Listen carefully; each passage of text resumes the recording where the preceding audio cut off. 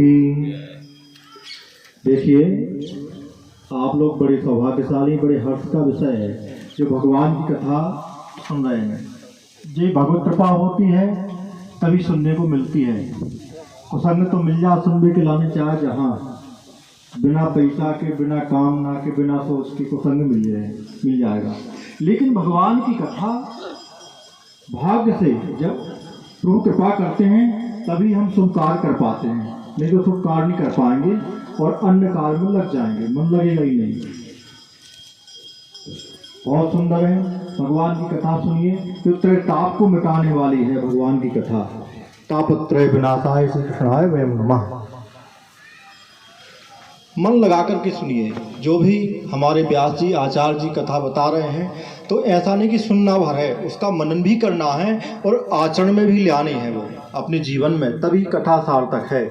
ऐसी कथा नहीं कि सुनी जी मनोरंजन का विषय नहीं है, जे समय काटने का विषय नहीं है कि हम समय जो निकल जाए कैसे निकले। ये भगवान की कथा है, एक एक चीज़ बिठानी है। यदि कहीं शंका हो रही है तो हमें पूछना चाहिए कि हम कैसे चलें, कौन सा आचरण करें। भगवान राम ने जो किया है उनके अनुसार चलना चाहिए। जैसे मर्यादा पुरुषोत्तम थे हमारे प्रभु श्री राम, तो हम मर्यादा का ध्यान रखना चाहिए, मर्यादा में चलना चाहिए। यही धर्म है। धर्मो ही एको अधिको विशेषो धर्म विहीना पशवी समाना। सबसे बढ़कर के दुनिया में है। पहले भाग्यशाली तो वो है जिन्हें भारत देश में जन्म मिला, वो सबसे भाग्यशाली है। नहीं तो इस देश के लिए अच्छे तरस रहा है कि भारत में जन्म मिल जाए, क्योंकि ये कर्म भूमि है। अरे विदेश में जन्म मिल गया होता, आए यूँ चिल्लाते, ये करते बस, और न खाने का समय, न सोचने का समय, न नहाने का समय। नियम, कोई नियम है ही नहीं विदेश में।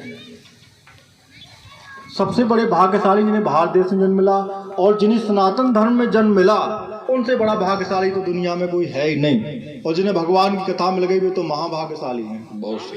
हाँ तो हम सब भाग्यशाली हैं।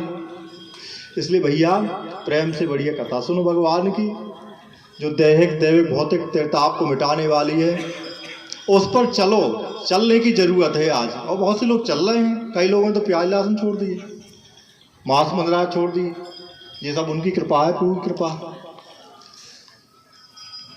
इसी ऐसे हम कर्म करेंगे तो हमारा जीवन सफल होगा, हमारा परिवार विकास करेगा, उन्नति करेगा। हमारे पूर्वज जय जयकार करेंगे वहाँ परलोक में बैठे हुए के, देखो हमारे संतान में कुलम पवित्रम जननी कृतार्थ। कुल पवित्र हो जाता है, जननी कृतार्थ हो जाती है।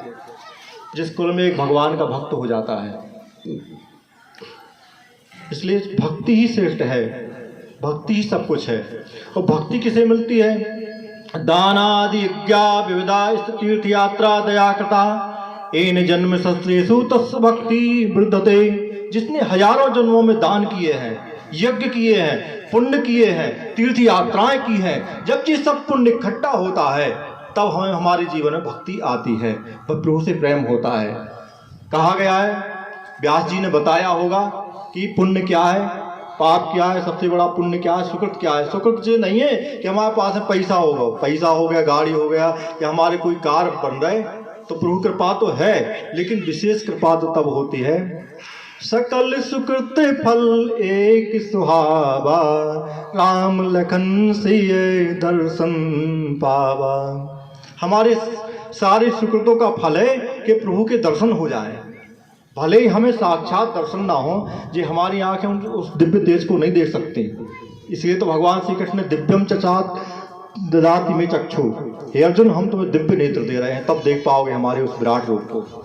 लेकिन हमें स्वप्न में ही दर्शन हो जाए, उनसे प्रीति हो जाए, उनसे प्रेम हो जाए, यही सबसे बड़ा पुण्य है, यही हमारा सुकृत है। कथा में विराम न करते हुए भगवान की कथा सुनिए आप व्यास जी से। बड़ी अच्छी कथा सुना रहे हैं, हम उनको प्रणाम करते हैं, बहुत सुंदर व्यास जी को, और हमें बहुत अच्छा लगा। सभी लोगों को आशीर्वाद, सभी लोगों का कल्याण हो, सभी निरोगी हों, कोई भी दुख का भागी ना हो, ऐसी हमारी इच्छा है। सबका परस्पर प्रेम हो। इन्हीं वचनों के साथ आशीर्वाद।